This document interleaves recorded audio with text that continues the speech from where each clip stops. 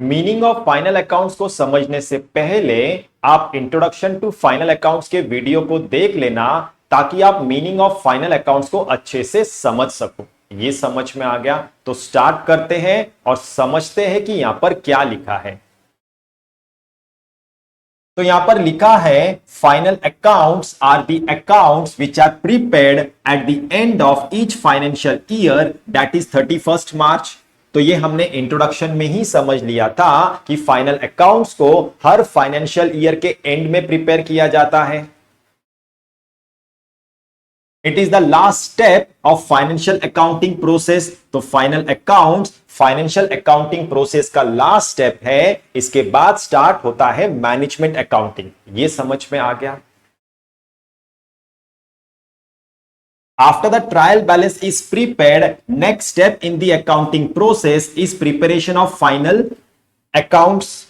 हमने इंट्रोडक्शन में समझा था कि फाइनल अकाउंट्स को ट्रायल बैलेंस और एडजस्टमेंट्स के बेसिस पे प्रिपेयर किया जाता है, इसीलिए फाइनल अकाउंट्स ट्रायल बैलेंस के बाद में प्रिपेयर होता है। ये समझ में आ गया।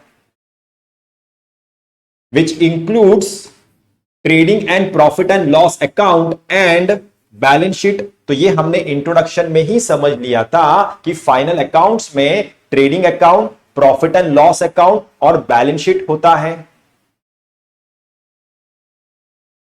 Profit and loss account shows the financial performance that is profit earned और loss incurred by an enterprise during the accounting period that is 12 months.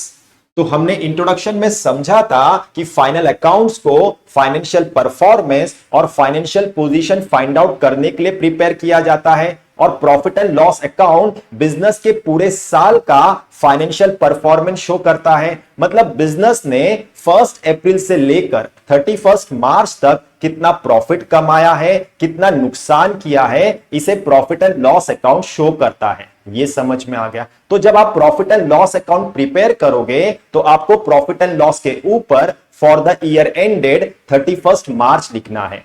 ये भी समझ में आ गया। Balance sheet shows the financial position, that is assets and liabilities of an enterprise at the end of accounting period, that is 31st March. तो balance sheet business के financial year के and का financial position show करता है। मतलब business के पास 31 मार्च को कितने एसेट्स और लायबिलिटीज है, इसे बैलेंस शीट शो करता है। ये समझ में आ गया। तो जब आप बैलेंस शीट प्रिपेयर करोगे तो आपको बैलेंस शीट के ऊपर एज ऑन 31 मार्च लिखना है। ये भी समझ में आ गया। They are collectively called final accounts in financial accounting and financial statements in management accounting.